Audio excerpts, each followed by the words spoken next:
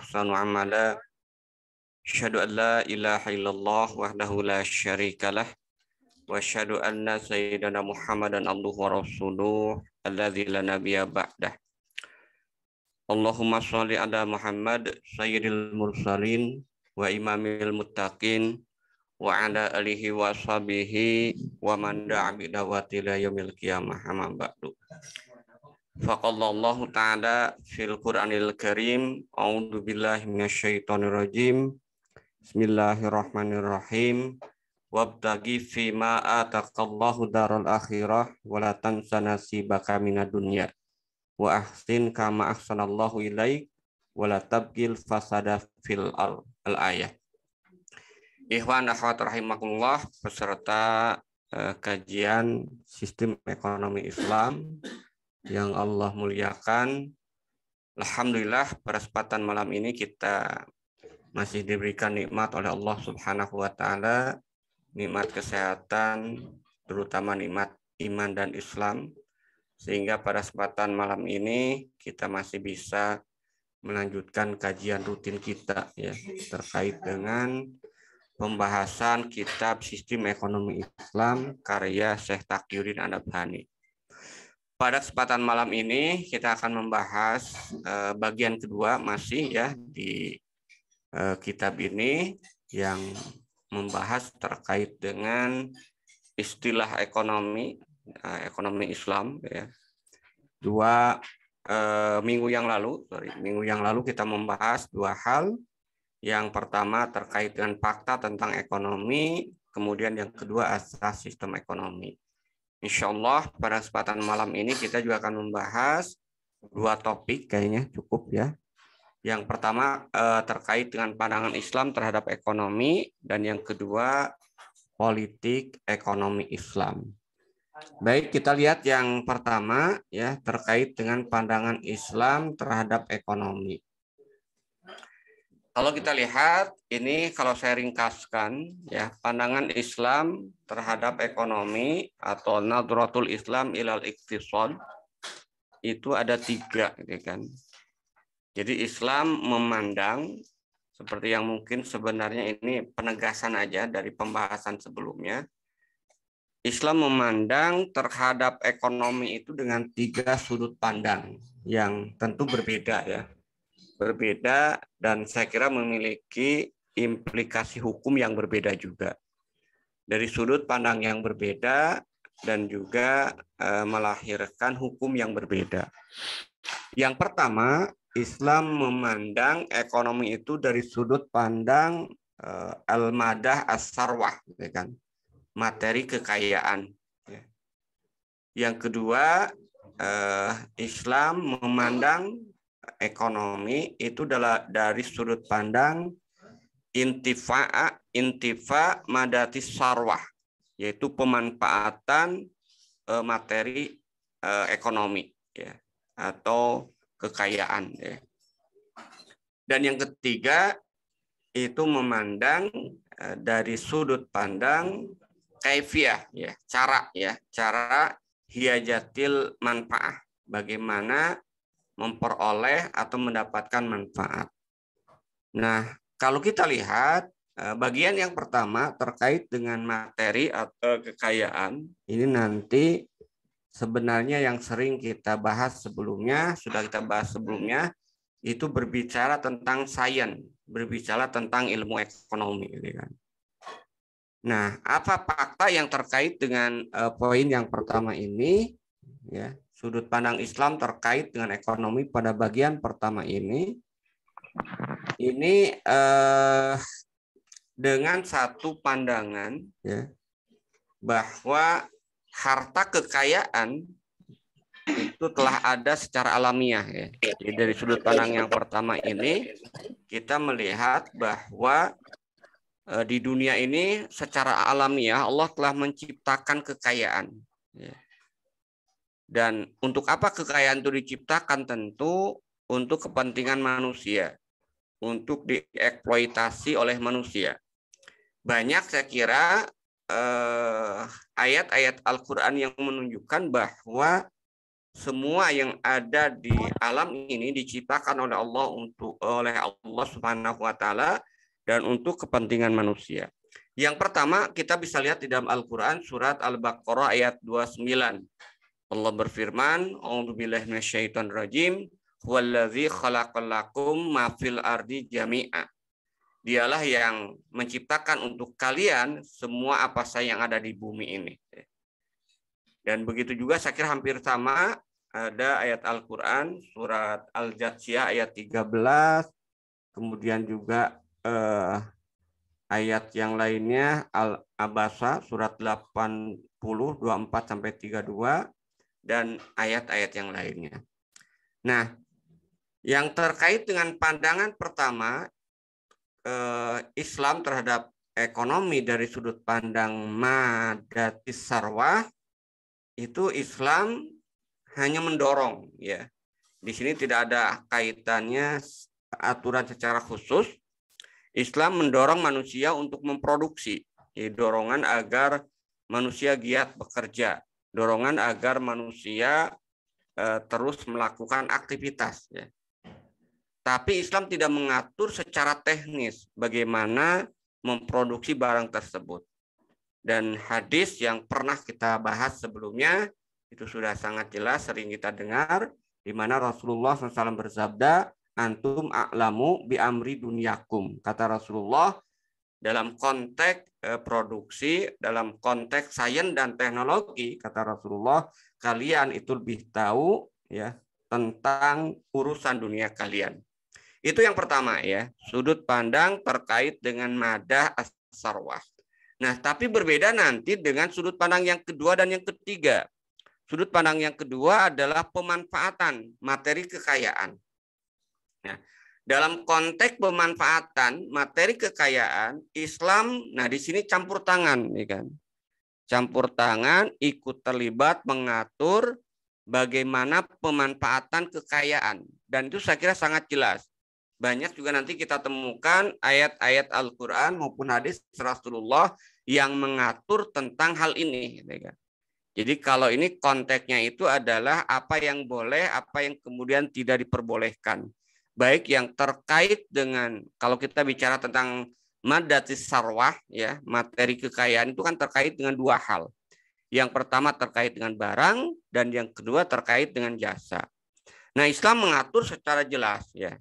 Yang pertama misalnya Islam mengharamkan beberapa bentuk pemanfaatan kekayaan seperti darah dan bangkai. Dalam ayat Al-Quran misalnya kita sering dengar innamal khamru wal maisiru rijun min amali syaitan. Itu terkait dengan khamar, sorry, ya. Innamal khamru wal maisur. Khamar itu yang berikutnya, ya. Kalau saya lupa ayat Al-Quran terkait dengan khamru, bangkai, yang terkait dengan darah dan bangkai, saya lupa ya di ayat berapa. Di situ sebutkan bahwa Allah mengharamkan maitah, mengharamkan juga darah, gitu kan. Itu di dalam Al-Quran surat Al-Maidah. Itu yang pertama, ya. Jadi kita lihat Islam campur tangan. Begitu juga Islam mengharamkan pemanfaatan jasa. Kalau tadi benda, ya ini jasa. Contohnya apa? Islam mengharamkan pelacuran. Ya. Jadi di dalam Islam, ya, terkait dengan pelacuran itu jasa. Ya. Sekarang ini kan luar biasa penghalusannya, itu kan. Jadi sekarang itu di Indonesia, ya, ini udah lama saya pernah ngajar dan menyampaikan ke mahasiswa, itu ada serikat kerjanya, serikat pelacur, ya, serikat pekerja pelacur. Walaupun tidak, ya, bukan, mereka tidak menyebutnya pelacur, ya. Jadi pekerja seks komersial, ya. Jadi ada serikat pekerja seks komersial, itu pernah mengadakan rapat bersama atau pertemuan. Saya ingat itu kan, nanti bisa dicari. Apa salah satu tuntutannya itu? Tuntutannya itu minta kepada pemerintah agar disediakan fasilitas tenaga kesehatan agar ketika mereka melakukan kerja itu terbebas dari penyakit AIDS, ya kan. Auzubillahi min dzalik. Nah, ini yang terjadi hari ini ya. Jadi saya sering gurau kalau ada pekerja seks komersial berarti ada pekerja seks non komersial, gitu kan. Auzubillahi min dzalik, gitu. Tentu bukan itu. Jadi istri kita itu bukan berarti pekerja seks non komersial ya, ketika ada pekerja seks komersial. Nah, Islam jelas mengatur dan mengharamkan itu. Kemudian yang ketiga juga kita lihat Islam mengharamkan menjual barang yang haram untuk dimakan. Tadi ketika darah, bangkai ya, itu kemudian haram untuk dimakan, haram untuk dimanfaatkan, haram juga untuk diperjualbelikan. Kemarin saya baca di media sosial di satu daerah itu ramai, ya kan, karena udah ada 5 tahun lebih gitu kan, Jawa Tengah atau Jawa Timur saya lupa tepatnya itu, ada pedagang yang begitu laris bakso, jualan bakso, ternyata baksonya itu bakso ayam, itu daging ayam, itu didapatkan dari ayam tiren, ayam mati kemarin, bahasanya disebut dengan ayam tiren. Nah, itu memperjualbelikannya itu diharamkan karena itu masuk dalam kategori bangkai. Nah, begitu juga Islam mengharamkan yang keempat itu menyewakan tenaga. Kalau tadi menjual barang, yang keempat itu mengharamkan menyewakan tenaga untuk hal yang haram. Di barat seperti yang pernah saya jelaskan mungkin itu sudah mulai berkembang gitu kan, ada istilahnya itu intelijen swasta, di mana seorang istri bisa menyewa intelijen untuk memata-matai suaminya, apakah suaminya kemana aja selingkuh atau tidak, gitu kan. Atau mungkin kebalikannya juga, itu kan, suami ya menyewa intelijen swasta untuk memata-matai ya istrinya. Nah, itu dalam Islam jelas itu pekerjaan yang diharamkan karena itu terkait dengan tajasus. Ya. Begitu juga tadi ya menyuruh orang untuk membunuh dan yang lainnya. Itu yang kedua. Jadi Islam memandang terkait dengan pemanfaatan materi kekayaan itu secara jelas dan tegas. Yang terakhir itu adalah cara mendapatkan manfaat. Ya. Jadi yang ketiga, yang terakhir, pandangan Islam terkait dengan ekonomi itu adalah cara untuk mendapatkan manfaat atau kaifiyah, hiyajatil manfaat. Islam juga sama. Ya. Ini sama ya di 2 poin ini. Islam telah mengatur melalui hukum-hukum syara untuk memperoleh manfaat secara halal. Jadi di sini ada manfaat halal dan haram. Ya. Halal dan haram juga sama ya untuk mendapatkan barang halal dan haram.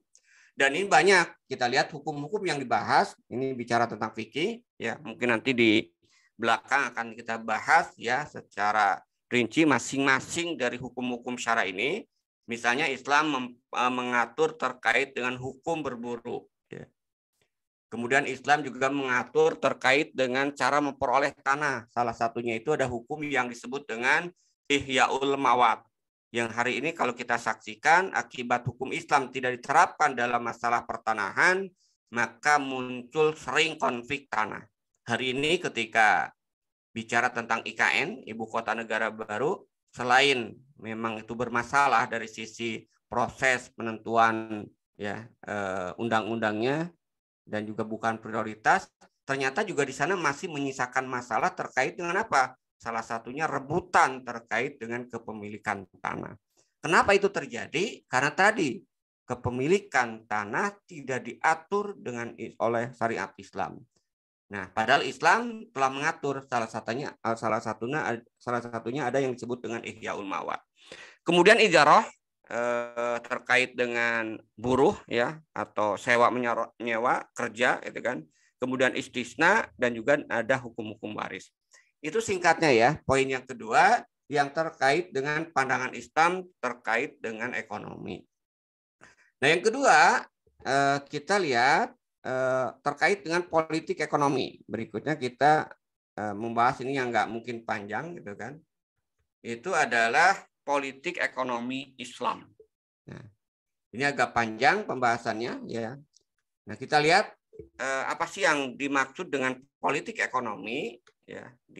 Di situ dijelaskan ya, beberapa hal di kalimat pengantar ya di awal ya, ketika membahas terkait dengan politik ekonomi ya, itu disebutkan apa yang disebut dengan politik ekonomi. Politik ekonomi itu adalah tujuan yang ingin dicapai dari pelaksanaan kebijakan yang digunakan untuk mengatur dan menyelesaikan problematika ekonomi. Karena itu kalau kita lihat di sini, perbedaan pandangan terhadap problematika ekonomi itu akan menyebabkan perbedaan politik ekonomi yang dijalankan. Nah, saya bandingkan misalnya nanti kita lihat bagaimana politik ekonomi Islam dengan politik ekonomi kapitalis tentu berbeda. Kenapa? Karena sudut pandang problem ekonominya yang sudah kita bahas juga berbeda. Kita lihat perbandingannya secara singkat. Ya. Jadi kalau kita lihat ini perbedaan antara politik ekonomi kapitalis dengan politik ekonomi Islam. Politik ekonomi kapitalis itu kan digunakan dalam rangka untuk menyelesaikan problem ekonomi kapitalis. Dalam problem ekonomi kapitalis sudah pernah kita bahas, problem ekonomi itu adalah scarcity, ya, kelangkaan. Maka politik ekonominya apa? Meningkatkan produksi atau stok barang dan jasa. Nah, karena itulah ukuran kemakmuran itu juga berbeda nanti itu kan antara sistem ekonomi Islam dengan sistem ekonomi kapitalis. Ekonomi kapitalis yang menjadikan ukuran kemakmuran itu GNV dan income per kapita. Nah, sementara sistem ekonomi Islam, problem ekonomi itu adalah bukan kelangkaan, tapi terpenuhinya kebutuhan individu. Maka solusinya, politik ekonomi yang dilakukan untuk mengatasi agar setiap individu terpenuhi kebutuhan pokoknya, maka solusinya itu bukan produksi. Solusinya politik ekonominya itu distribusi atau pemerataan. Nah, karena itu ukuran kemakmuran dalam sistem ekonomi Islam itu bukan tingginya GNV, bukan tingginya income per kapita, atau juga bukan negara yang masuk dalam kategori G20. Sekarang sudah mulai ramai lagi karena Indonesia katanya akan masuk negara G20, negara dengan income per kapita tinggi. Itu bukan itu. Kenapa? Karena di situ ada unsur ketimpangan yang sangat nyata. Nah, itu kalau dalam Islam, indikator kemakmuran sebuah negara itu adalah ketika individunya terpenuhi kebutuhan pokoknya. Itu.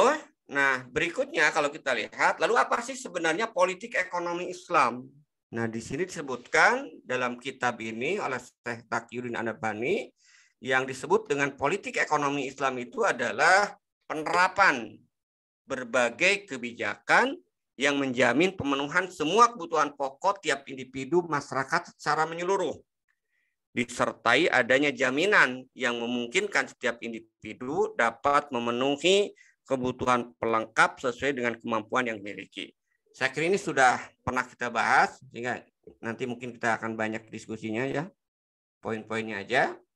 Nah, ini beberapa catatan ya terkait dengan politik ekonomi Islam. Di situ disebutkan dalam pandangan Islam, politik ekonomi Islam itu memandang setiap orang itu secara pribadi, bukan secara kolektif sebagai komunitas yang hidup dalam satu negara. Apa maknanya? Ini mungkin maknanya ya. Bahwa dalam politik ekonomi Islam, setiap orang itu dipandang secara pribadi, bukan dipandang secara komunitas. Maksudnya gini, misalnya negara Indonesia kita dengan penduduk yang cukup banyak, itu ada kurang lebih 270 juta. Maka yang ketika berbicara tentang kebutuhan, itu kan yang dipandangnya itu adalah komunitas. 270 juta Indonesia, rakyat Indonesia. Berarti dibutuhkan kalau misalnya tiap orang per hari itu 1 kilogram beras, berarti harus ada tiap hari 270 juta kilogram. Nah, bukan itu ya konteks penyediaannya. Ya. Jadi sudut pandangnya itu adalah individu. Ya, setiap individu. Yang kedua, ini dibalik lagi gitu kan, setiap orang adalah manusia yang harus dipenuhi semua kebutuhan primernya secara menyeluruh. Apa maknanya statement yang kedua ini? Dalam Islam tidak membedakan antara manusia sehat, manusia normal, manusia cacat, Semuanya dalam konteks ini adalah mereka manusia, ya, yang memerlukan makan, yang memerlukan rumah, yang memerlukan juga layanan kesehatan dan yang lainnya. Semua sama. Nah, karena itu di dalam sistem ekonomi Islam, mulai politik ekonominya, semua orang layak untuk hidup. Orang sehat layak hidup, orang miskin layak sekolah, ya, harus sekolah, ya. Sehingga tidak ada istilah orang miskin dilarang sakit, tidak ada istilah orang miskin dilarang sekolah. Kenapa? Karena tadi Islam menjamin, memandang setiap orang itu manusia, semua punya kesempatan dan kebutuhan yang sama dalam hal tertentu. Misalnya ketika sakit, ya kan, ketika sakit, mau orang kaya, mau orang miskin, ya obatnya itu harus sama. Itu nggak bisa. Kalau orang miskin, obatnya itu ya apapun penyakitnya, biasanya itu ya aspirin misalnya, atau apalah dulu saya lupa itu kan. Selalu sakitnya apapun itu. Ya. Kalau orang kaya bisa beda-beda. Nah itu nggak bisa itu kan. Itu yang kedua itu kan. Jadi Islam memandang dalam perspektif politik ekonominya, setiap orang itu adalah manusia yang harus dipenuhi semua kebutuhan primernya. Yang ketiga, Islam memandang manusia sebagai pribadi untuk memenuhi kebutuhan sekunder dan tersier sesuai dengan kemampuan tadi ya. Dan yang keempat, Islam memandang bahwa manusia yang terikat dengan sesamanya dalam interaksi tertentu. Artinya Islam tidak memandang individu itu terbebas dari masyarakat. Nah ini kaitannya nanti terkait dengan yang pernah kita bahas. Dalam sistem kapitalis, manusia atau individu itu seolah lepas dari masyarakat. Sehingga apapun yang dibutuhkan oleh individu, ya, selama itu menguntungkan walaupun merugikan masyarakat dan juga menyebabkan interaksi masyarakat terganggu, itu sah-sah saja. Misalnya minuman keras, ya, itu dilarang gitu kan, dan membahayakan. Tapi dalam kapitalis karena dipisahkan antara individu dengan masyarakat, maka boleh gitu kan. Nah, nanti di dalam Islam itu kalau individu itu adalah bagian dari masyarakat, maka tidak boleh dilepaskan dengan interaksi di tengah-tengah masyarakat. Kalau menurut masyarakat, apalagi dalam pandangan Islam misalnya, itu nanti Islam memandang dua hal ya. Kalau dalam aspek syariatnya itu haram ya, kalau dalam aspek faktanya itu membahayakan, membuat doror gitu kan. Maka kalau membuat doror bagi masyarakat dan haram menurut syariat, walaupun ada individu yang membutuhkan, maka Islam tidak akan menganggap itu benda ekonomi. Nah, dalam kapitalis karena memandang manusia individu terlepas dari masyarakat, maka kadang-kadang apa yang menurut masyarakat haram atau dilarang, maka bisa aja selama kemudian ada individu yang membutuhkan. Itu pandangan politik ekonomi Islam, beberapa catatan. Nah, karena itu kalau kita lihat politik ekonomi Islam itu bukan dalam perspektif, karena yang ditunjukkan itu individu tadi, kemakmuran kolektif.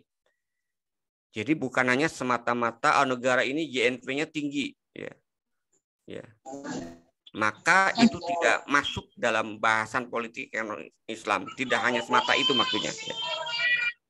Yang berikutnya itu bukan semata-mata kemakmuran negara semata. Negaranya makmur tapi individunya miskin. Ini yang terjadi kita, itu kan.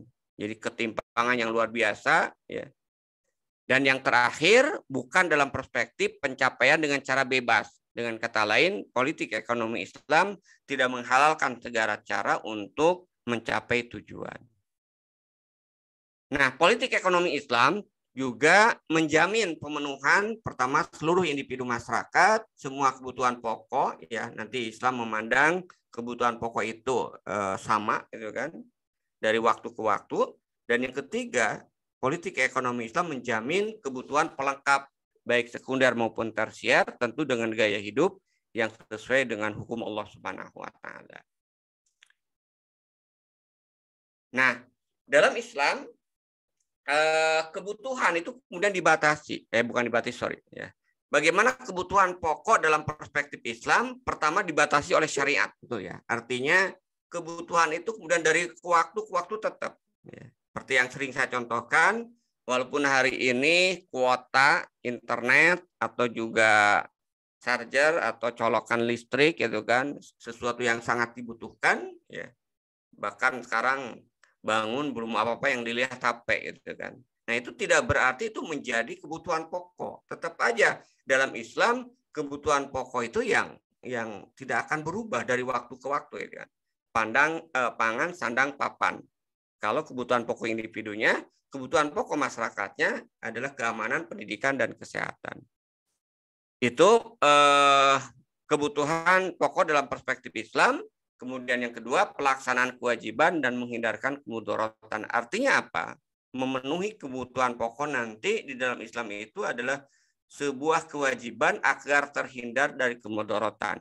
Makanya nanti dalam kondisi tertentu ketika darurat secara fikih, sesuatu yang dilarang mungkin menjadi boleh gitu kan. Artinya tidak berdosa kalau dalam kondisi darurat. Misalnya ya diharamkan makan bangkai.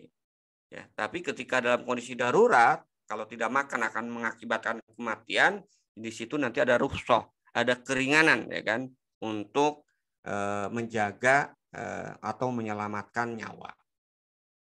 Nah, tadi disebutkan bahwa politik ekonomi dalam pandangan Islam itu kan memenuhi kebutuhan pokok ya secara sempurna ya dan membantu negara untuk kebutuhan tersier dan sekunder. Nah, tentu ada mekanismenya ya. Mekanismenya itu ada dua yang disebut dengan strategi di sini. Masuk ke strategi politik ekonomi Islam, ada mekanisme tidak langsung, ada mekanisme langsung. Mekanisme tidak langsung digunakan untuk memenuhi kebutuhan individu ya. Yaitu bagaimana ya menciptakan kondisi dan sarana pemenuhan kebutuhan pokok, sandang, pangan, papan. Ada mekanisme langsung, artinya apa?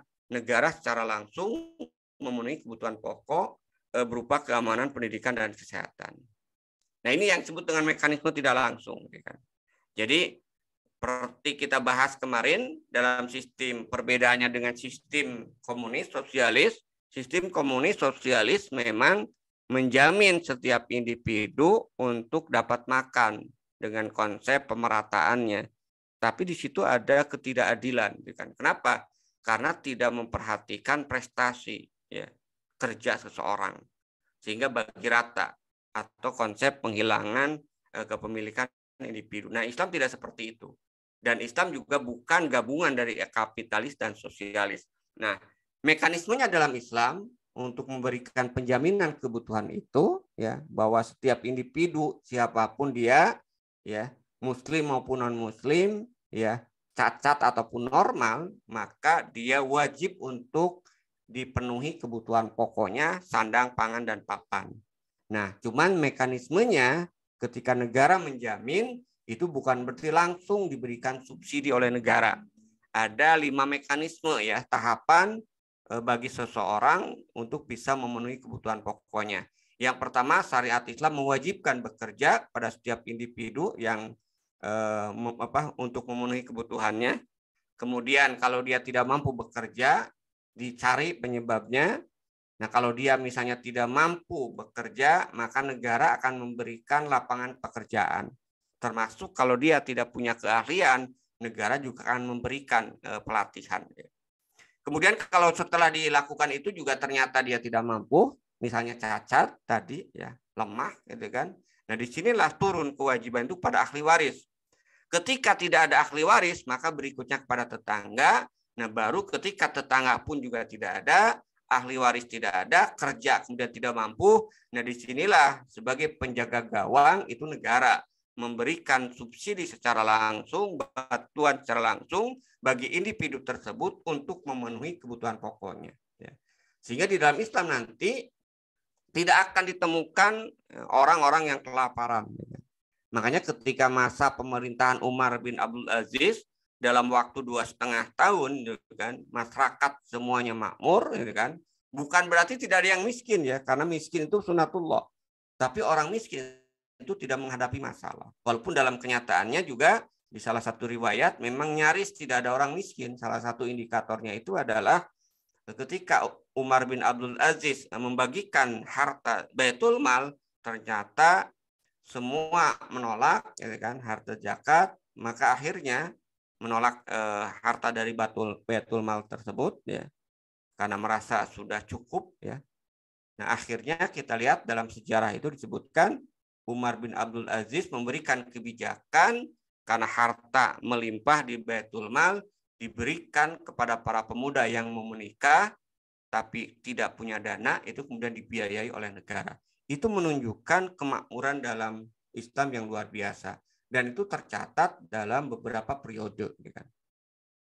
Oke, saya kira banyak ya ayat-ayat Al-Quran yang memerintahkan untuk bekerja. Ya. Ini sudah kita lihat aja ya. Bahkan ada dorongan ruhiyah ini yang tidak ada dalam sistem kapitalis, gitu kan. Dalam sistem Islam, bekerja itu memiliki dorongan ruhiyah. Salah satunya itu adalah bisa menghapuskan dosa. Dari hadis yang diriwayatkan oleh Imam Ahmad, misalnya Rasulullah bersabda, barang siapa yang pada malam hari merasakan kelelahan dari upaya keterampilan kedua tangannya di siang hari, maka pada malam itu ia ampuni. Kemudian dalam hadis lain, ya, sesungguhnya di antara perbuatan dosa, ada dosa yang tidak bisa terhapus oleh pahala saum dan sholat. Kemudian sahabat bertanya, apa yang bisa menghapuskannya ya Rasulullah? Kata Rasulullah, bekerja atau kesusahan dalam mencari nafkah penghidupan. Nah, ini dorongan ruhiyah yang itu tidak ada dalam sistem ekonomi kapitalis. Banyak hadis yang lain, sampai Rasulullah pernah mencium tangan Mu'adz bin Jabal karena tangannya itu menunjukkan bekas kerja keras, sampai Rasul menyatakan, inilah dua tangan yang dicintai oleh Allah Subhanahu wa Ta'ala. Itu dorongan bekerja, ya. Kemudian juga kalau misalnya tidak mampu bekerja, dilihat, ya kan, nah, bagaimana mekanismenya. Nah, nanti negara akan menyiapkan lapangan pekerjaan. Menarik terkait dengan hadis ini, saya bahas satu hadis ini aja ya, terkait dengan penyediaan lapangan kerja. Ketika ada di Madinah, ya, salah seorang yang kelaparan datang berkali-kali pada Rasulullah, sampai 3 kali kalau bukan berkali-kali.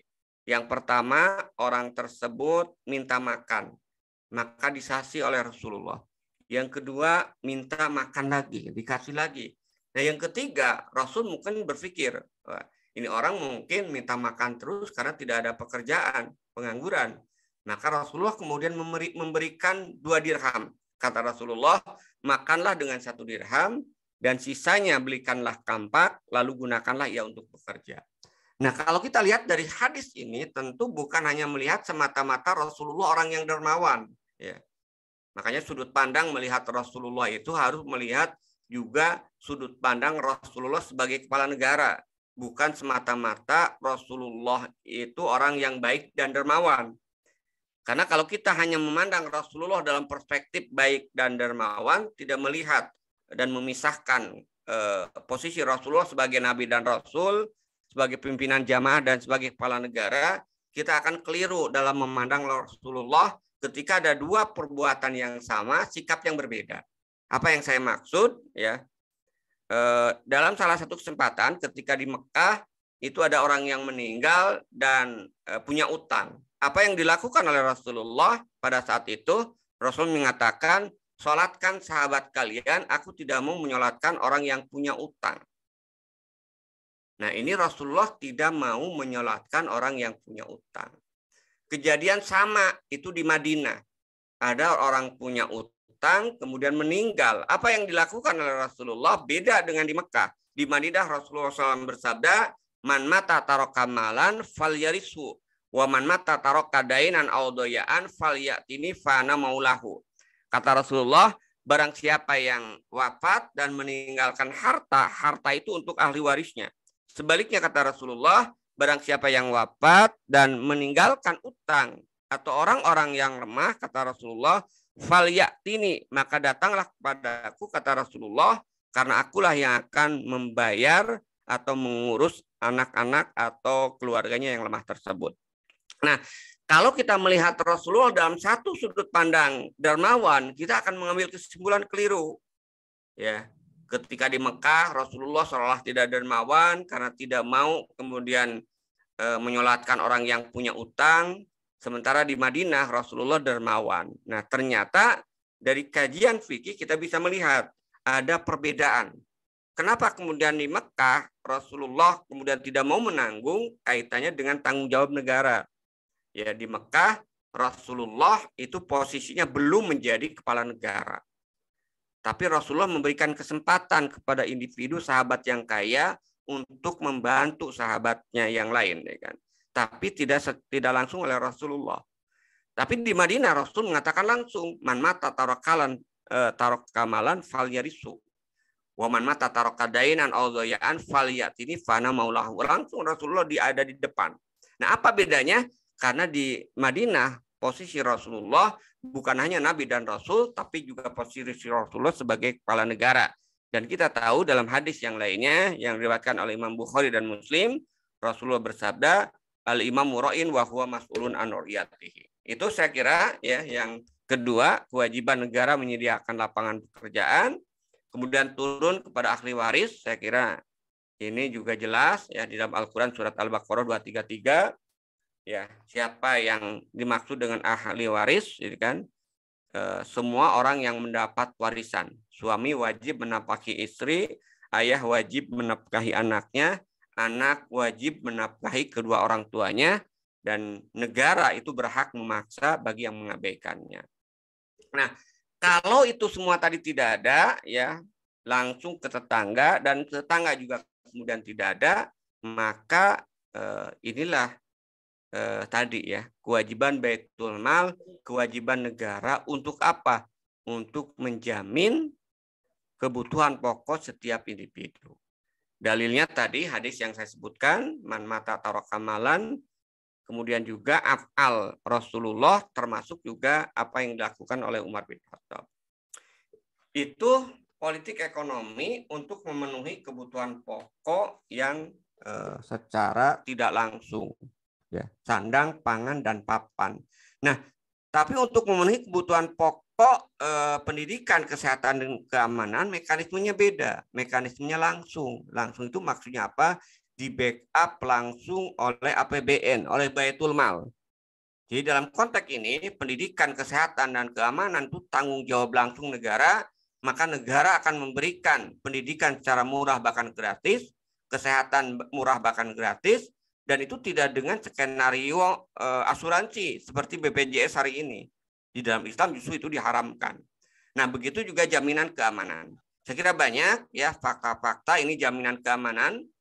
Jadi kalau orang banyak yang menuduh bahwa kalau syariat Islam kemudian ditegakkan, maka akan banyak terjadi pembantaian, itu kebodohan yang luar biasa terhadap syariat Islam dan terhadap fakta. Kenapa? Karena secara nas, Rasulullah pernah menyatakan, man azza ahla zimmah faqad azani. Kata Rasulullah, barang siapa yang menyakiti ahlu zimmah, maka kata Rasulullah, sungguh dia telah menyakitiku. Dan kita tahu, menyakiti Rasulullah dosa besar. Maka menyakiti dan mengganggu ahlu zimmah, itu sama dengan menyakiti Rasulullah. Ya. Itu bentuk perlindungan, jaminan keamanan. Itu kepada non-muslim. Apalagi jaminan keamanan kepada muslim. Langsung oleh negara. Nah, kalau hari ini kita saksikan enggak kan? Ya. Kita bayar pajak, tapi kadang-kadang keamanan tidak dijamin. Bahkan banyak perumahan-perumahan sekarang dengan fenomena ada satpam swasta gitu kan untuk menjaga keamanan. Itu menunjukkan bahwa ya negara berarti tidak menjamin keamanan sepenuhnya. Kemudian kesehatan, saya kira banyak hadis-hadis dan af'al Rasulullah, kita lewat aja ya, yang menunjukkan bahwa memang dalam Islam itu kesehatan dijamin oleh negara. Begitu juga pendidikan, ya banyak dalil maupun sama, saya kira af'al Rasulullah yang menunjukkan bahwa dalam Islam pendidikan itu merupakan tanggung jawab negara. Yang pertama, ini saya sebutkan satu aja dalilnya terkait dengan tawanan perang Badar. Jadi tawanan perang Badar dibebaskan oleh Rasulullah dengan syarat mengajarkan baca tulis kepada 10 orang penduduk Madinah. Kenapa ini menjadi dalil bahwa pendidikan itu wajib ditanggung oleh negara biayanya? Ya. Nah, karena kalau kita bicara terkait dengan tebusan tawanan perang, itu adalah hak harta Baitul Mal. Ya. Dan ketika kemudian dibebaskan dengan cara mengajar baca tulis, berarti implikasi hukum yang bisa kita istimbat dari hadis ini adalah pendidikan itu merupakan tanggung jawab negara dari sisi pembiayaannya. Tapi dari sisi mensukseskannya output pendidikan tanggung jawab bersama. Nah ini sekarang keliru gitu kan. Pendidikan tanggung jawab bersama, tapi pembiayaannya. Padahal dalam Islam kalau bicara pembiayaannya tanggung jawab negara. Kesuksesannya betul memang tanggung jawab bersama outputnya. Tanggung jawab individu, keluarga maksudnya, tanggung jawab masyarakat, dan tanggung jawab negara. Karena itu nanti dalam sistem pendidikan Islam itu harus ada sinkron antara kebijakan negara, kebijakan masyarakat, dan juga kebijakan keluarga terkait dengan pendidikan anak. Itu ya, ini saya kira fakta-fakta yang lain ya terkait dengan keberhasilan pendidikan ekonomi Islam, pendidikan Islam. Yang terakhir ya, belum tadi diskusi. Jadi ingin saya simpulkan di bagian akhir dari politik ekonomi Islam itu dijelaskan terkait dengan keistimewaan ya. Keistimewaan politik ekonomi Islam di mana ada disebutkan yang pertama, politik ekonomi Islam itu dibangun atas dasar pemenuhan kebutuhan setiap individu sebagai pribadi yang hidup dalam masyarakat tertentu dan berusaha untuk mencari kekayaan. Yang kedua, politik ekonomi Islam didasarkan pada satu pemikiran atau ide, yaitu menjalankan aktivitas sesuai dengan hukum syariah. Dan yang ketiga, politik ekonomi Islam pelakunya itu bukan hanya negara, tapi individu. Bukan hanya individu, tapi juga negara itu kan. Dilakukan oleh setiap individu dengan motivasi atau dorongan ketakwaan kepada Allah dan dilaksanakan oleh negara melalui pembinaan dan perundang-undangan atau hukum yang sesuai dengan hukum syara. Karena itulah kalau kita lihat dalam politik ekonomi Islam, jadi bukan semata-mata terpenuhi kebutuhan pokok. Ya. Jadi dasar pemenuhan kebutuhan pokok, seseorang bekerja, negara memberikan santunan kepada orang-orang miskin, itu bukan dalam rangka kebanggaan, bukan dalam rangka kesombongan, tapi semata-mata menjalankan perintah Allah Subhanahu wa taala.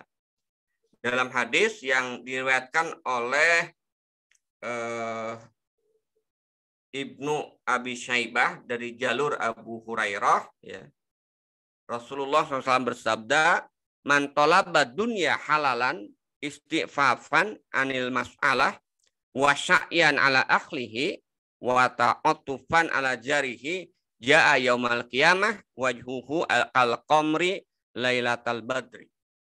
Jadi kata Rasulullah, barang siapa yang mencari dunia demi mendapatkan yang halal, seraya menjaga dari kehinaan untuk menafkahkan keluarganya atau karena empati kepada tetangganya, maka dia akan menemui Allah sementara wajahnya bagaikan sinar bulan purnama. Sebaliknya kata Rasulullah, wa man talaba dunya halalan. Ini menarik dari sini kan. Wa man talaba dunya halalan mufakhiran, mukasiran, mura'yan, laqiyallahu wa huwa alaihi ghadban. Jadi barang siapa yang mencari harta dengan cara yang halal, namun demi suatu kebanggaan, memperbanyak harta dan pamer kekayaan, maka dia akan menemui Allah, sementara Allah murka kepadanya. Padahal cara halal, apalagi cara haram. Ya. Hari ini kita lihat viral ya di TikTok, kalau salah, bukan kebodohan ya mungkin, belum paham lah kalau bodoh terlalu kasar itu kan. Dua orang ulama yang cukup tenar ya kan mengatakan bahwa bunga bank itu bukan riba. Ini luar biasa itu kan. Ini perdebatan yang sudah tuntas tiba-tiba muncul lagi gitu. Karena kebodohannya, ketidakpahaman terkait dengan fakta, terkait dengan manatul hukmi. Seolah-olah kemana-mana pembahasannya itu kan. Kalau misalnya bank itu haram, berarti transfer haram, pegawai negeri haram. Itu lucu itu kan. Ini menunjukkan saya kira dari situ ketidakmendalaman ya, ketidak paham secara nas maupun secara fakta terkait dengan bunga bank dan terkait dengan bank. Termasuk di dalamnya juga ya ini alasan klise bahwa bunga bank itu ya halal karena untuk menutupi inflasi. Nah ini saya kira sebenarnya umat Islam sudah lama ya bagian menyepakati keharaman bunga ini. Tapi ternyata sekarang ada lagi gitu kan. Saya nggak tahu apa tujuannya, apakah menghebohkan yang lain, memalingkan, atau memang karena kebodohan. Yang kedua, Allah mengingatkan dalam Al-Quran ya bahwa ya kita ini tidak boleh hidup ini hanya untuk di dunia. Ya. Diperintahkan untuk mencari kehidupan dunia, tapi jangan mencari karunia Allah untuk kehidupan akhirat, tapi kita tidak diperbolehkan melupakan kehidupan dunia. Kenapa? Karena faktanya kita ini sekarang ada di dunia. Di dalam ayat Al-Quran surat Al-Qasas ayat 77 Allah berfirman, wabtagi fima atakallah darul akhirah wala tansa nasibaka minad dunya. Ya. Carilah apa yang saja Allah telah karuniakan kepadamu dari kehidupan akhirat wala tansa nasibaka minad dunya, dan janganlah kalian lupakan bagian kehidupanmu di dunia. Ini menunjukkan bahwa Islam ya sangat memperhatikan kehidupan dunia ini sebagai sarana wasilah untuk mendapatkan kebahagiaan yang hakiki, yaitu di kehidupan akhirat kelak. Itu saya kira ya, Ustaz Azhar, yang bisa saya sampaikan ya, pada kesempatan malam ini terkait dengan dua topik ya, pandangan Islam terkait dengan ekonomi dan politik ekonomi Islam. Itu barangkali ya kita punya waktu setengah jam untuk diskusi. Terima kasih. Assalamualaikum warahmatullahi wabarakatuh.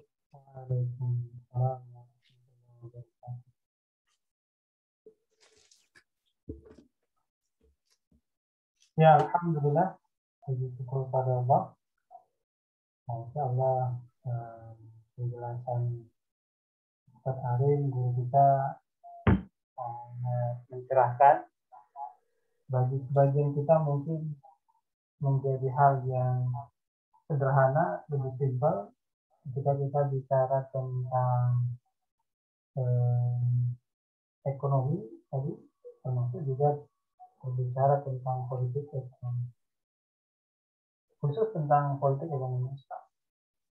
Ya, Bapak Ibu jamaah sekalian, jika di antara Bapak Ibu jamaah sekalian masih ada yang terkendala atau ada hal yang ingin ditanyakan seputaran dari apa yang tadi beliau sampaikan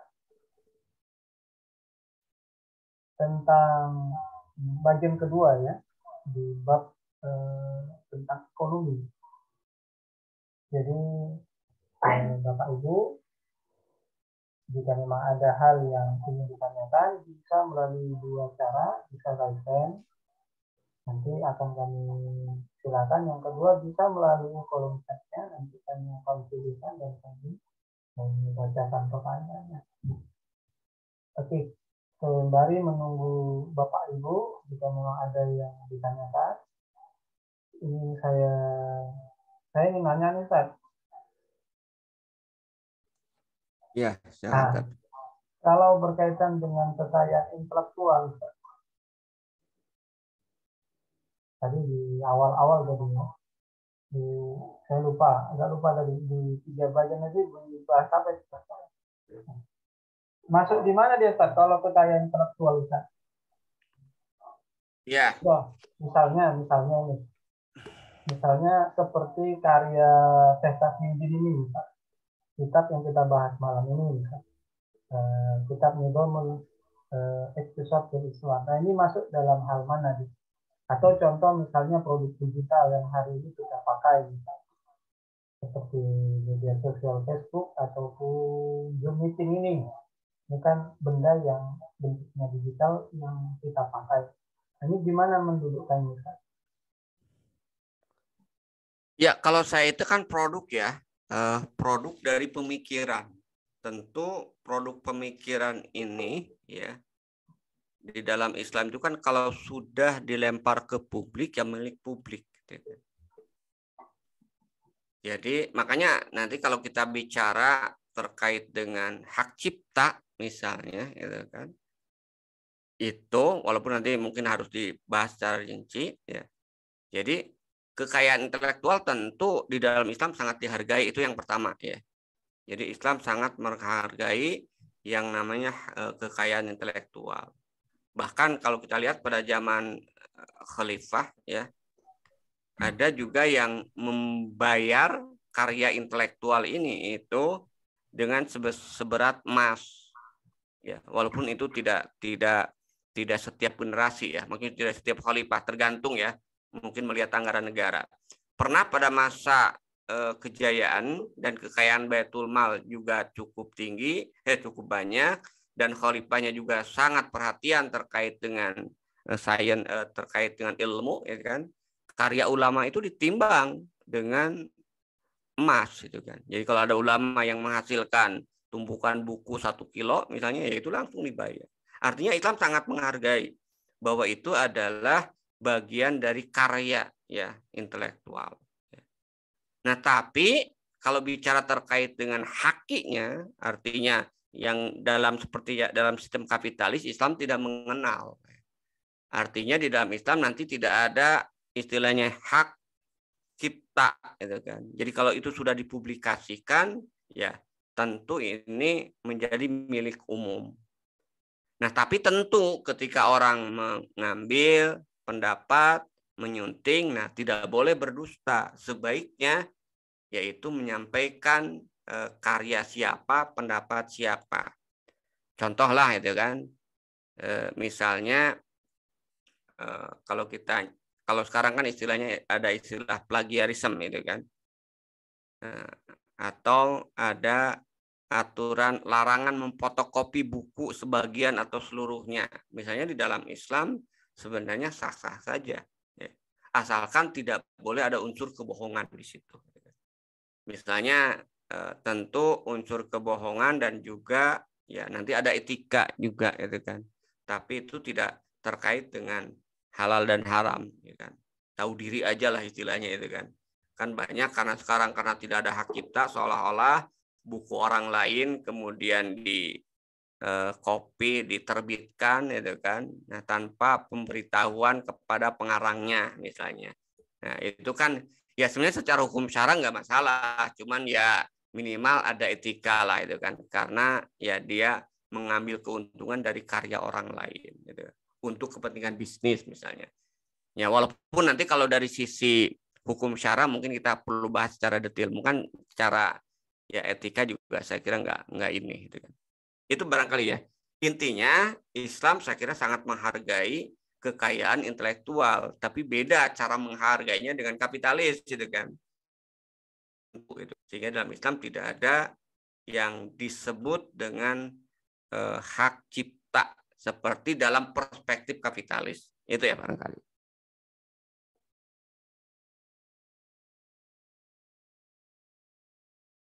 Syukran, Ustaz.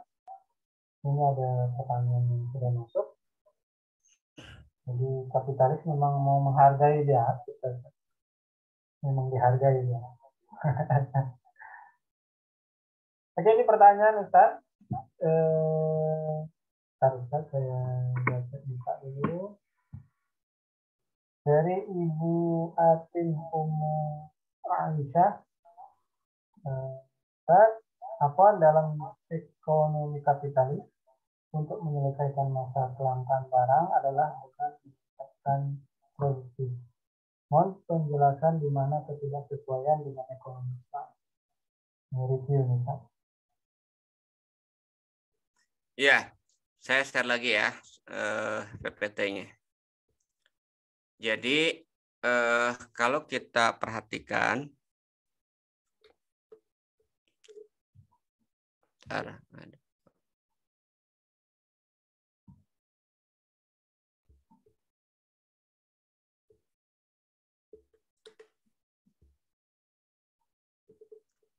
Oke, kok nggak muncul?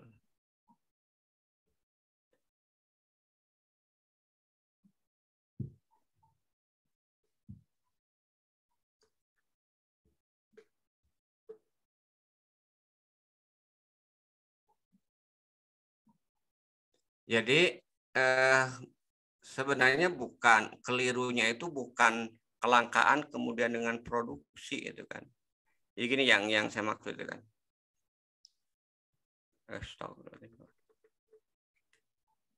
Jadi sistem ekonomi kapitalis memandang problem ekonomi adalah kelangkaan. Ya.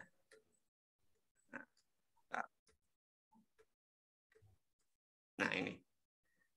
Jadi sistem ekonomi kapitalis memandang problem ekonomi itu kelangkaan. Jadi kelirunya itu sebenarnya penentuan problem ekonomi, bukan penentuan produksi sebagai solusi dari problem ekonomi. Bukan produksinya yang keliru gitu kan.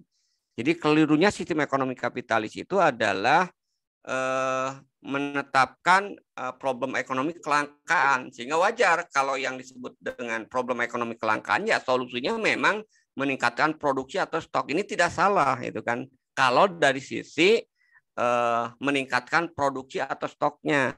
Tapi yang keliru, yang salah itu adalah problem ekonominya. Ya. Penetapan problem ekonomi kelangkaan itu yang keliru. Kelirunya itu sebenarnya dua. Pertama, keliru dari sisi fakta, karena problem ekonomi itu memang bukan kelangkaan. Dari sisi hukum syarat juga jelas keliru, karena ini kaitannya dengan iktikodi, dengan keyakinan. Kenapa? Karena secara iktikodi, secara keyakinan, Allah telah menciptakan makhluknya, ya, termasuk juga tentu menciptakan juga kebutuhan sumber dayanya, gitu kan. Nah, jadi secara fakta, secara iktikodi menjadikan problem ekonomi itu kelangkaan itu yang keliru, ya. Sehingga ketika politik ekonominya jelas karena problem ekonominya keliru, maka politik ekonomi yang dijalankan keliru, gitu kan. Kenapa?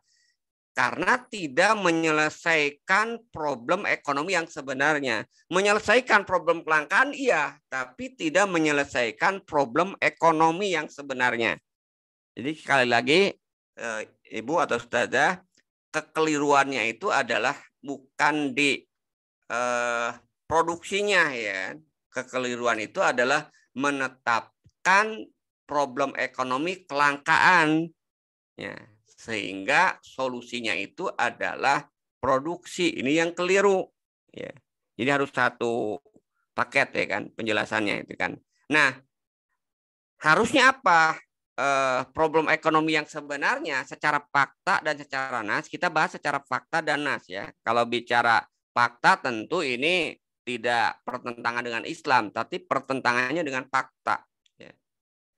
Jadi pertentangannya dengan fakta bahwa problem ekonomi itu bukan kelangkaan, tapi problem ekonomi itu adalah individu yang tidak mendapatkan sumber daya ekonomi yang ada, yang tersedia, gitu kan. Contoh ya, hari ini kan sebenarnya kelangkaan minyak itu orang tidak mampu beli minyak itu bukan karena minyaknya yang langka, tapi karena harganya yang mahal sehingga tidak terbeli, gitu kan. Walaupun ini contohnya, walaupun terus diproduksi minyaknya, tapi tidak mampu beli, tapi dia tidak menyelesaikan masalah ekonomi, gitu kan. Itu contohnya itu kan. Kenapa? Karena problemnya itu bukan di produksi, problemnya itu di harga yang mahal dan ada individu yang kemudian tidak mampu membeli. Maka produksi itu tidak menyelesaikan masalah, gitu kan. Ya. Walaupun mungkin adalah pengaruhnya, kalau misalnya stoknya banyak, gitu kan, ya harga mungkin akan turun. Tapi tetap aja, walaupun harganya murah, kalau orang tidak mampu beli, ya tetap aja tidak menyelesaikan masalah. Itu maksudnya itu kan. Jadi kekeliruan sistem ekonomi kapitalis menjadikan politik ekonominya itu adalah meningkatkan produksi untuk mengatasi kelangkaan. itu bersumber dari kekeliruan dalam penetapan problem ekonomi. Itu ya barangkali, mudah-mudahan bisa clear.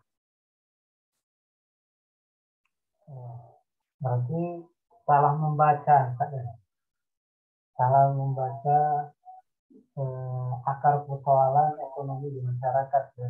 Lebih begitu ya.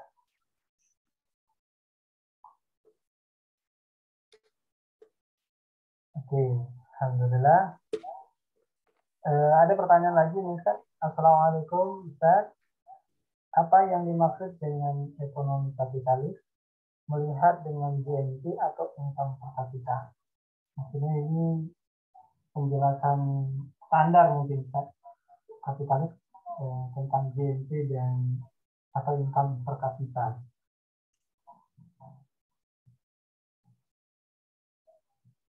Oke, saya ulangi lagi ya. Ini masih berhubungan ya. Ini kan runut ya, runutnya tadi ya. Problem ekonomi, kemudian politik ekonomi, kemudian ukuran kemakmuran sebuah negara. Ya. Jadi karena problem ekonomi itu kelangkaan dalam kapitalis, solusinya politik ekonominya itulah memperbanyak produksi barang dan jasa.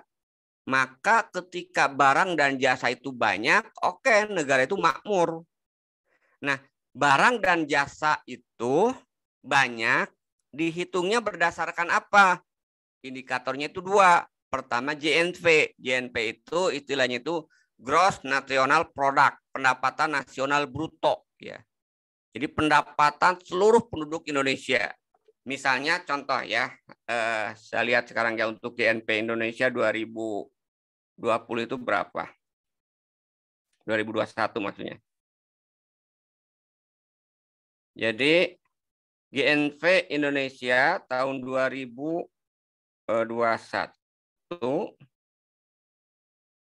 itu nah sebesar ya GNP Indonesia 2021 mana ini ya?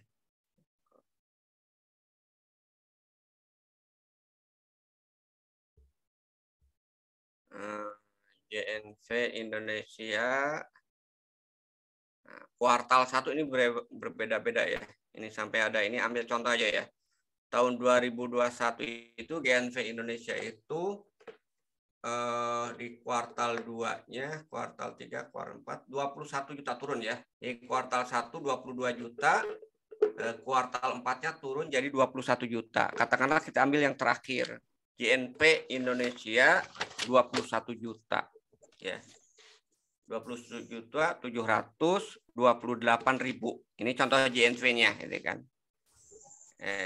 GNP yang turun jadi income per kapita gitu kan. Nah, nanti dibagi dengan jumlah penduduk ya. Nah, ini kan nanti akan dikelompokkan ya. Kelompok nanti ada standar kan dari standar Bank Dunia terkait dengan GNP atau income per kapita ini masuk negara miskin ya. Kemudian negara sedang berkembang, negara kaya didasarkan pada GNP, pendapatan nasional bruto dibagi nanti dengan jumlah penduduk ya, itu didapatkan income per kapita. Misalnya income per kapitanya,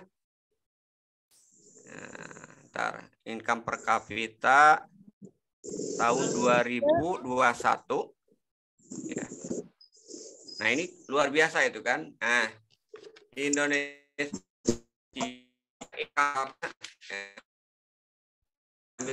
karena yang ada muncul di sini 2020. Contoh ini 2020 itu income per kapitanya itu kan penduduk Indonesia itu 54 juta per orang, 54 juta. Jadi kalau saya misalnya punya keluarga ada 5 orang, istri, kemudian 3 anak. Nah berarti pendapatan saya totalnya itu setahun ini ya tahun 2020 itu sama dengan 200 juta. Nah, 270 juta dibagi 12 ya. Berarti kalau kita lihat ya 270 juta dibagi 12, ntar ini supaya ada perhitungannya ya. 270 juta dibagi 12, nah berarti per bulan, wah itu luar biasa. Saya dapat 22.500.000. Itu kan sangat makmur untuk ukuran Indonesia. Sebulan 22.500.000 cukuplah itu kan. Bisa tiap bulan jalan-jalan, saya ke Medan bolak-balik nyari durian ucok gitu kan. Kenapa dengan 22 juta per bulan ya kan? Uang pesawat cuma 600.000 gitu kan. Itu menurut income per kapita, menurut JNP. Semua itu bukan hanya saya, semua masyarakat Indonesia ya. Semua masyarakat Indonesia penghasilannya itu 22 juta bulan ya per keluarga. Kalau bukan 22 juta tadi, 54 juta per orang per tahun. Jadi kalau ada 5 berarti kalau 2 orang ya berarti tinggal 100 juta kan. 100 juta bagi 12. Jadi kalau misalnya satu keluarganya ada cuma pengantin baru itu kan, berarti 108 juta. Nah, berarti 108 juta dibagi 12 ya.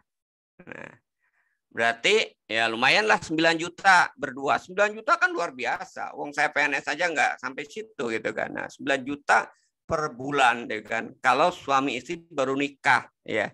Nah, ini kan masuk dalam kategori ya minimal cukup lah juga untuk main-main tiap bulan ya kan. Paling kan kebutuhan pokok berapalah, berdua paling juga tiap bulan 4 juta. Nah, ini contoh ya. Contoh bahwa ini dengan indikator kemakmuran. Nah, sistem kapitalis, nah tadi seperti yang saya sebutkan, sistem kapitalis menjadikan JNV ya, pendapatan nasional yang dibagi dengan jumlah penduduk itu menjadi income per kapita, ukuran kemakmuran, ukuran kekayaan, kemakmuran suatu negara.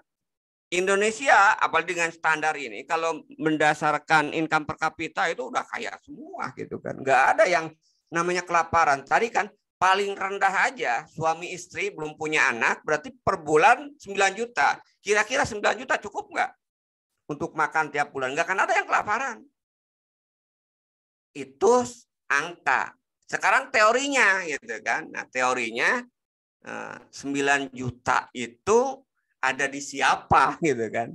Karena faktanya justru banyak orang yang penghasilannya ya pas-pasan gitu kan. Mungkin sebulan dapat hanya 1 juta.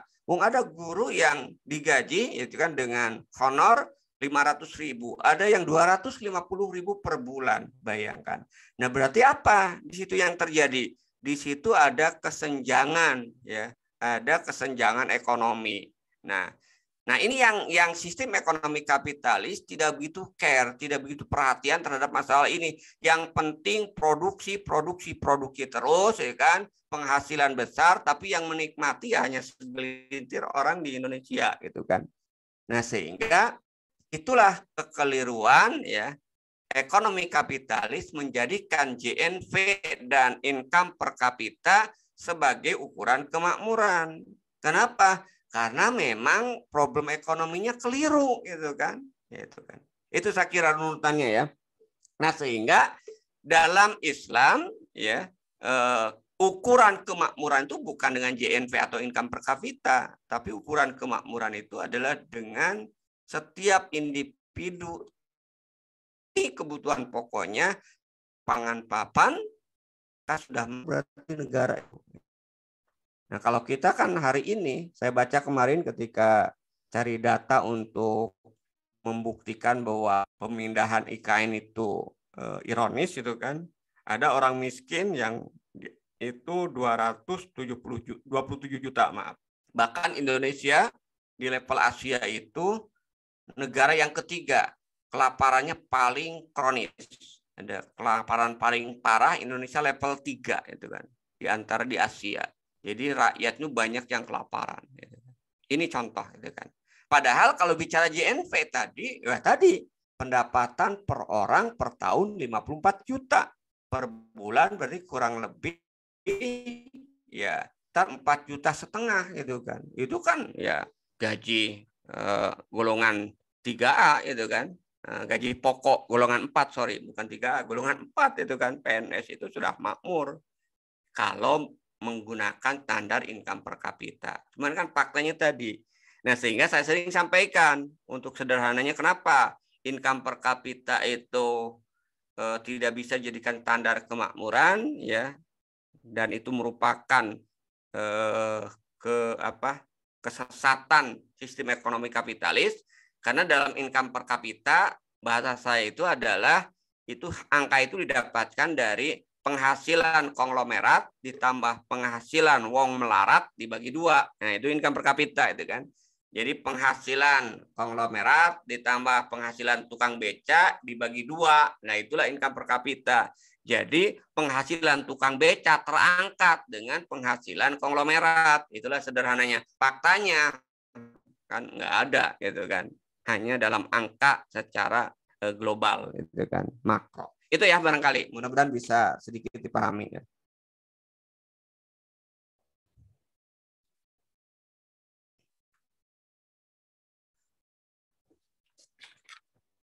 Baik, masih ada 9 menit. Kalau masih ada.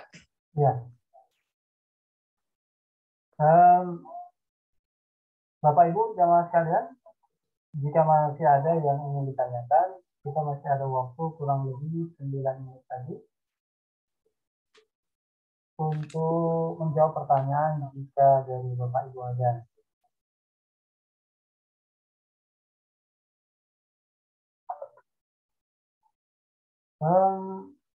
Kembali menunggu Ustaz, ini mungkin pertanyaan terakhir. Kalau memang tidak ada lagi, ya, tanggapan dari Bu Ainun ya. Terima kasih jazakallah. Mungkin kenapa ini? Kalau saya berpikir begini, kenapa muncul teori JMB? Mungkin kapitalis mencoba merasionalkan tingkat kemakmuran itu melalui angka, sehingga ukuran yang mereka gunakan itu pemerataan dari kebanyakan orang ataupun yang dominan mungkin ya, lebih cepat yang dominan sehingga dibagi pada seluruh rakyat. Ya, kalau hasilnya zong bila bilang tidak sesuai dengan realitas. Nah, lantas mungkin parameternya saja. Kalau Islam tidak menggunakan hitungan yang ribet mungkin, kalau di kapitalis menggunakan hitungan yang dari A sampai Z tadi, saya pun nggak tercatat tadi Pak. Mau bagi-bagi itu nggak tercatat juga ini. Nah, ini apakah memang parameter yang coba mereka rasionalkan dengan angka, atau Islam yang nggak perlu repot-repot, nggak usah pakai angka-angkaan, udah kalau terjamin semua, udah itu yang dibilang kemakmuran. Nah, memang gitu kira-kira. Ya enggak gitu juga itu kan, karena faktanya angka-angka itu dibutuhkan gitu kan, untuk apa? Untuk mengukur, ya kan? Ya, untuk mengukur tadi ya tingkat apa istilahnya itu kan kebutuhan nanti itu kan. Misalnya tadi ya tentang kebutuhan ya. Kebutuhan kapitalis kan menghitung kebutuhan penduduk terkait dengan minyak berapa misalnya kan. Kebutuhan terkait dengan beras berapa itu kan dibutuhkan angka itu dalam Islam juga itu kan. Nah, cuma nanti karena fokus dalam Islam itu bukan berhenti di situ, bukan sekedar kebutuhan, tapi bagaimana distribusinya nyampe ke masyarakat. Karena nanti negara juga butuh data itu gitu kan. Data-data itu dibutuhkan dalam Islam gitu kan. Cuman tidak berhenti di situ karena problem ekonominya dalam Islam bukan itu gitu kan. Problem ekonomi di dalam Islam itu adalah bagaimana tiap individu itu misalnya tadi terpenuhi minyak goreng. Kalau minyak goreng ya tadi kan. Jadi ada 270 juta penduduk Indonesia ya misalnya. Kemudian per orang misalnya sehari butuh ya katakanlah 1/4 kilo ya. Karena kan satu keluarga misalnya 1/4 dikalikan 272 kan didapatkan angka. Berarti di situ produksi yang harus dibutuhkan itu berapa? Itu yang pertama. Nah, justru di dalam Islam nanti ketika data-data itu kemudian ada, ya didapatkan, dan ternyata banyak orang yang kesulitan mendapatkan barang itu, nah nanti ada dua kemungkinan, gitu kan? Pertama terjadi penimbunan, ya. Yang kedua bisa jadi datanya keliru, misalnya. Itu justru itu akan menjadi alat bagi negara untuk apa? Untuk melakukan patroli ekonomi, ya, sehingga melahirkan kebijakan-kebijakan, misalnya oh ini ada penimbunan, nah nanti kan negara cepat bergerak untuk mengatasi itu. Jadi bukan berarti data-data itu tidak dibutuhkan, ya kan? Cuman tadi data itu bukan akhir dari penyelesaian ekonomi. Data itu hanya sebagai dasar untuk apa? Untuk istilahnya itu untuk mengatasi problem yang sebenarnya itu adalah individu yang tidak terpenuhi kebutuhan pokoknya. Nah, maka dengan data-data itu, data produksi, data JNV, nanti negara bisa melihat, ya kan. Hari ini misalnya sebenarnya kalau negaranya menggunakan hukum Islam itu data itu sangat bermanfaat. Misalnya, oh ternyata contoh saya katakan tadi kan, sebenarnya kalau di sisi negara kita sudah masuk dalam kategori menurut ukuran Indonesia, ya, karena nanti ada ukuran World Bank, ya. Kalau ukuran Indonesia penghasilan per orang, ya, income per kapita per orang itu 4,5 juta tiap bulan, itu saya kira sudah cukup, gitu kan.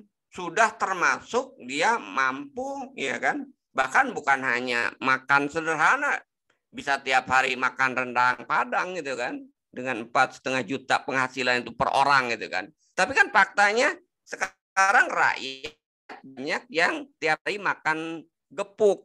Bahasa Sundanya kerupuk ya. Makanya dengan hanya kerupuk aja itu kan. Bahkan ada yang kelaparan. Nah, berarti ya ini ada kesenjangan yang sangat parah, dan itu memang fakta, didukung juga oleh hasil statistik. Dalam makro itu ada yang disebut dengan kesenjangan ekonomi, ya. Bahasanya itu untuk rasio Gini lah, dalam bahasa makronya itu rasio Gini, ya. Untuk Indonesia rasio Gininya itu beberapa tahun terakhir itu di angka, ya, secara statistik 0,41 atau 42. Artinya apa? 1% penduduk itu menguasai 42% penghasilan atau sumber daya alam. Nah, ini kan kesenjangan yang luar biasa. Kalaulah masyarakatnya itu sadar melek politik, itu sudah terjadi kekacauan, kan.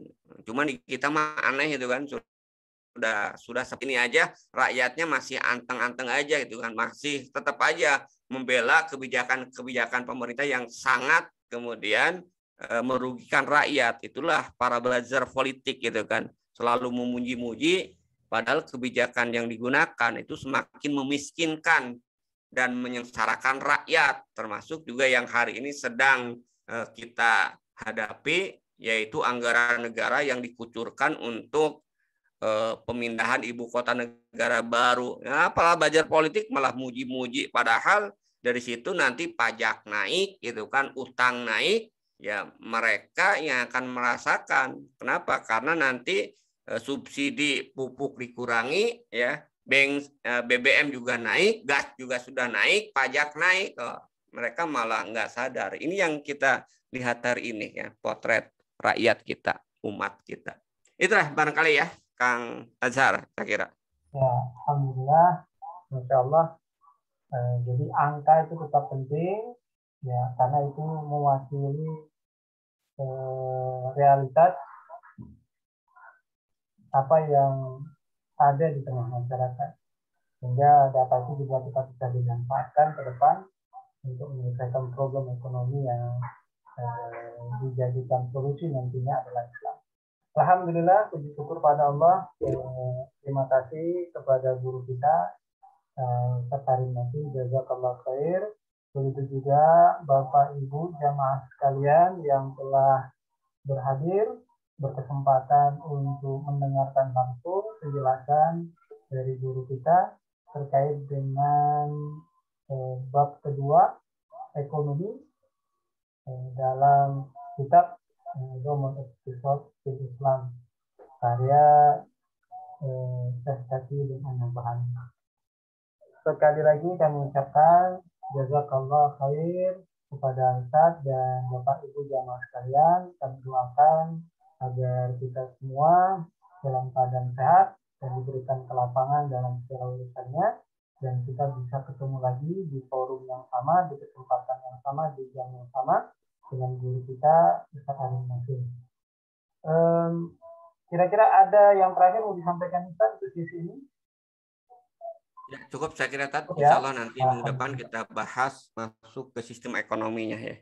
Oke, alhamdulillah. Demikian Bapak Ibu, kami ingatkan kembali untuk minggu depan bisa kembali kita bergabung. Sekali lagi kami ucapkan terima kasih jazakallahu khair kepada Ustaz dan Ibu Bapak jamaah sekalian. Kita tutup kajian ini dengan bacaan hamdalah dan doa kafaratul majelis. Subhanakallahumma wa bihamdika asyhadu an la ilaha illa anta astaghfiruka wa atubu ilaik. Assalamualaikum warahmatullahi wabarakatuh.